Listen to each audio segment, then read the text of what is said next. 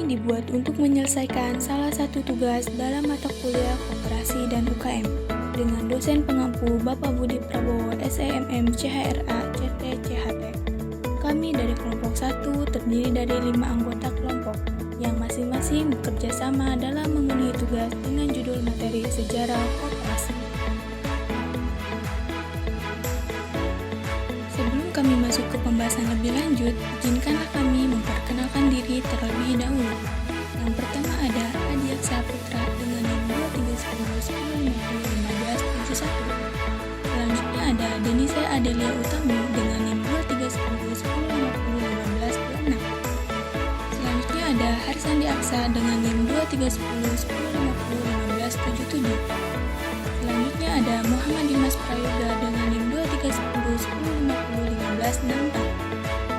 Dan yang terakhir ada Neng Alepidia dengan NIM 2310101510. Baiklah, kami dari kelompok 1 akan mempresentasikan materi dengan judul Sejarah Koperasi.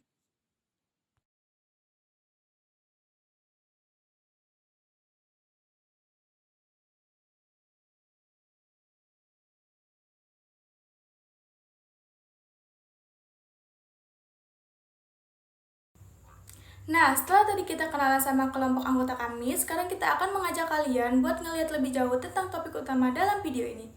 Yap, kita akan membahas tentang sejarah koperasi, mulai dari awal kemunculannya di dunia sampai gimana koperasi bisa berkembang di Indonesia.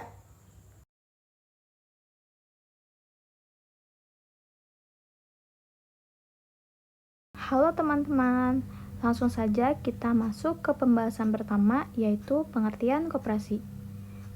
Jadi, kata koperasi mungkin sudah sering kita dengar, seperti di sekolah, di lingkungan tempat tinggal, bahkan di beberapa toko atau tempat usaha. Tapi, sudahkah kita benar-benar memahami apa sih koperasi itu? Kenapa keberadaannya dianggap penting? Dan bagaimana awal mula konsep koperasi ini bisa masuk dan berkembang, bahkan sampai masuk ke Indonesia?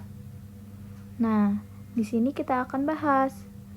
Jadi, koperasi itu bukan sekedar tempat jual beli atau tempat simpan pinjam. Lebih dari itu, koperasi adalah sebuah bentuk kerjasama ekonomi yang dilandasi semangat kebersamaan, keadilan, dan demokrasi. Dan dalam koperasi, setiap anggota punya hak suara yang sama. Dan semua hasil usaha dikelola serta dibagi secara adil, sesuai kontribusinya masing-masing.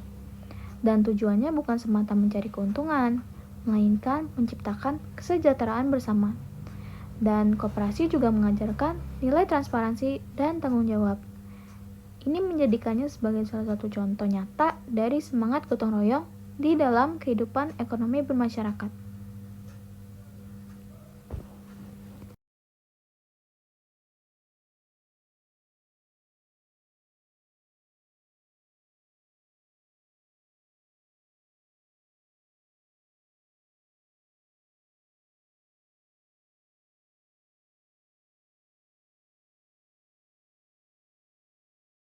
Untuk memahami koperasi secara utuh, penting juga bagi kita untuk menengok ke belakang, melihat bagaimana sejarah koperasi bermula. Jadi, ide tentang koperasi pertama kali muncul di Eropa pada abad ke-18, tepatnya di masa revolusi industri.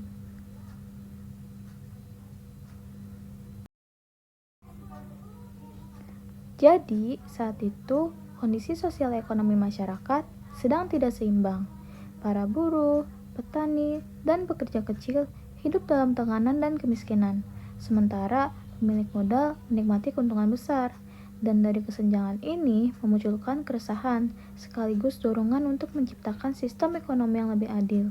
Dan bagaimana caranya ekonomi bisa berpihak kepada rakyat kecil.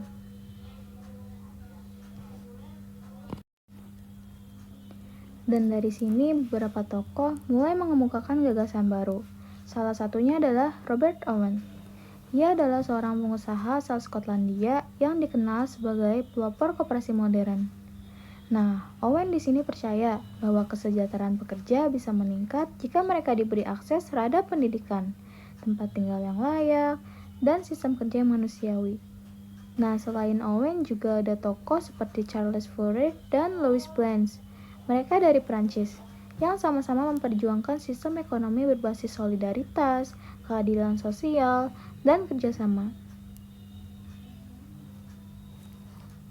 Nah, dan dari pemikiran-pemikiran mereka inilah yang kemudian menjadi cikal bakal berdirinya koperasi, yaitu sebuah gerakan ekonomi yang lahir dari empati dan semangat untuk saling membantu, bukan hanya untuk keuntungan pribadi, tapi untuk kesejahteraan bersama.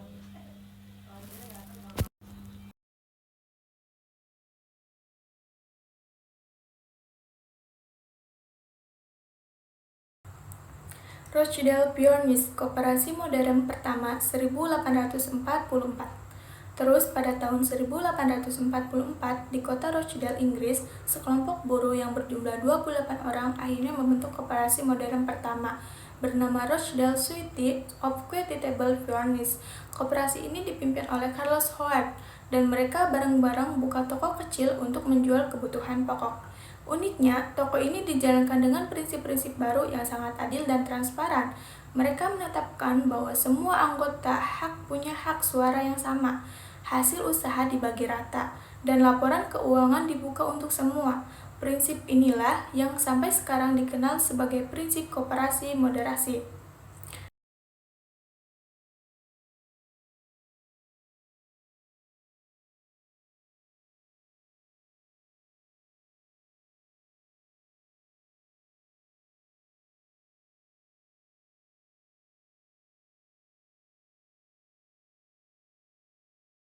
Terus ada perkembangan koperasi di Eropa, Jerman, dan Swedia. Setelah itu, ide koperasi mulai menyebar ke negara lain.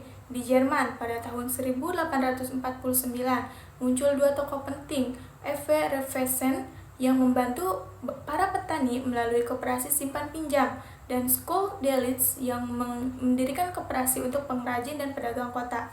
Dua tokoh ini berhasil mengembangkan model koperasi desa dan kota yang menjadi dasar sistem koperasi di Eropa saat itu.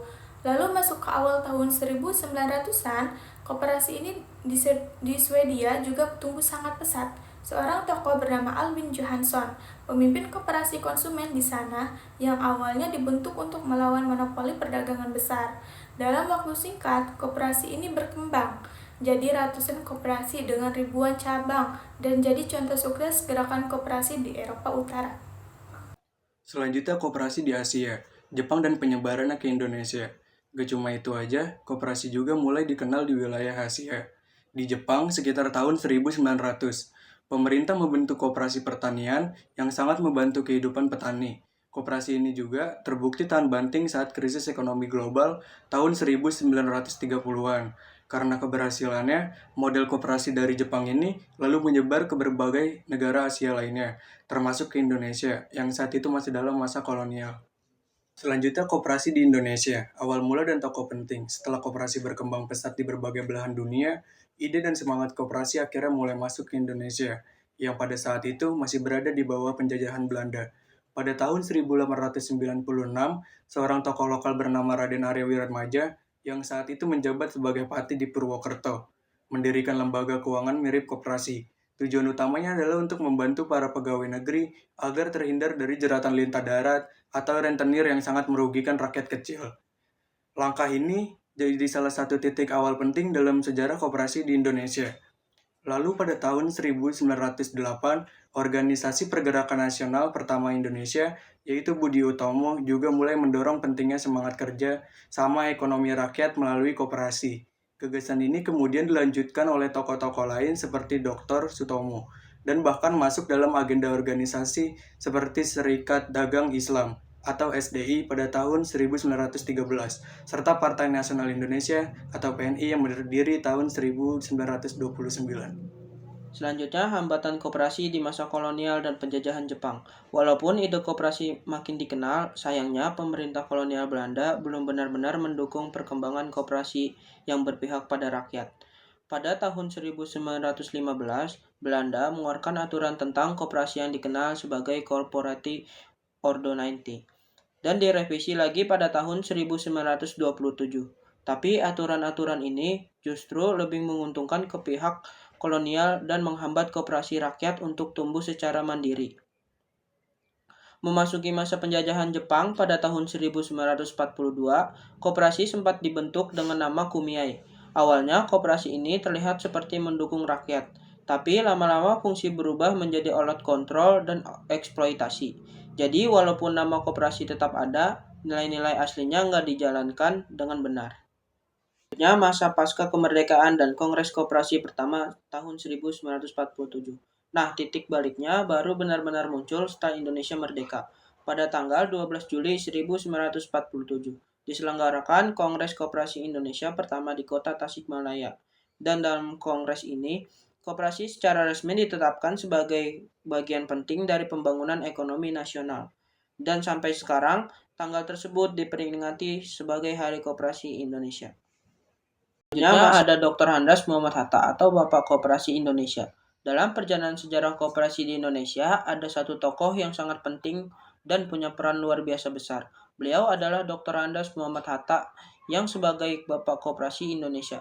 Kenapa sih beliau bisa dapat julukan itu? Karena beliau nggak cuma memandang koperasi sebagai bentuk kerjasama ekonomi biasa, tetapi sebagai alat perjuangan rakyat untuk melawan ketidakadilan, kapitalisme, dan sisa-sisa penjajahan ekonomi. Pak Hatta ini aktif juga menulis buku atau menyampaikan pidato dan bahkan mengajar langsung rakyat tentang pentingnya koperasi. Ketika beliau menjabat sebagai wakil presiden, beliau ikut menyusun kebijaksanaan ekonomi nasional yang berbasis koperasi sebagai tulang punggungnya. Dan pada Kongres Koperasi pertama tahun 1947 tadi, beliau secara resmi diberi penghargaan sebagai Bapak Koperasi Indonesia, sebuah gelar yang mencerminkan dedikasi dan semangat besar beliau dalam membangun ekonomi rakyat lewat jalur koperasi. Di sini ada tantangan koperasi sepanjang sejarah. Tentu perkembangan koperasi dari waktu ke waktu nggak selalu mulus, baik dulu maupun sekarang. Koperasi menghadapi berbagai tantangan yang cukup besar. Pada periode tahun 1908 hingga 1998, beberapa masalah utama yang dihadapi koperasi antara lain adalah kurangnya pendidikan masyarakat tentang koperasi, terbatasnya modal, serta sulitnya akses pendanaan. Gak cuma itu, banyak koperasi saat itu hanya dijadikan alat untuk menyalurkan program pemerintah tanpa benar-benar dikelola secara profesional.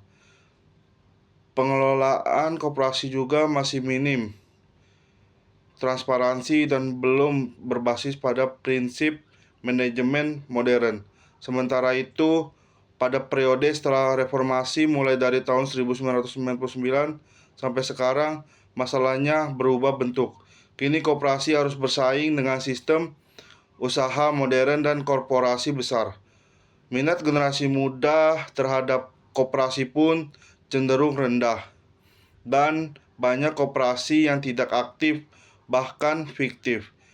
Tantangan digitalisasi dan perubahan teknologi juga jadi hal yang harus dihadapi bersama. Di sini ada solusi dan inovasi koperasi masa kini. Tapi tenang, di balik berbagai tantangan itu selalu ada solusi dan inovasi yang muncul. Di masa lalu, tokoh-tokoh seperti Dr. Andes Muhammad Hatta menjadi garda terdepan dalam edukasi koperasi. Pemerintah pun ikut mendukung lewat pelatihan dasar. Regulasi seperti Undang-Undang Nomor 12 Tahun 1967. Pembentukan koperasi di berbagai tingkatan dari desa sampai nasional, koperasi rakyat dan koperasi pertanian jadi model awal yang terus berkembang sebagai bentuk solusi atas keterbatasan akses ekonomi rakyat. Dan sekarang koperasi mulai bertransformasi mengikuti zaman. Penggunaan aplikasi, sistem keuangan daring, hingga platform e-commerce jadi bagian dari koperasi digital masa kini. Pengurus koperasi juga dibekali pelatihan profesional agar pengelolaan makin transparan dan akuntabel.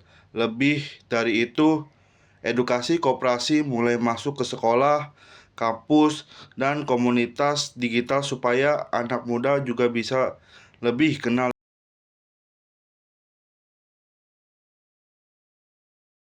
Selanjutnya, penutup dari materi ini yaitu koperasi sebagai gerakan solidaritas dan masa depan. Nah, itu dia perjalanan sejarah koperasi dari awal mula muncul di Eropa sampai akhirnya berkembang dan berperan penting di Indonesia. Kita udah lihat gimana koperasi lahir dari semangat solidaritas dan keadilan sosial, terus tumbuh jadi kekuatan ekonomi rakyat, bahkan sampai sekarang tetap relevan dalam menghadapi tantangan zaman. Meskipun dihadapkan pada berbagai masalah, koperasi terus memberi inovasi dan bertransformasi, agar tetap jadi pilihan yang solutif, adil, inklusif untuk semua lapisan masyarakat. Selanjutnya,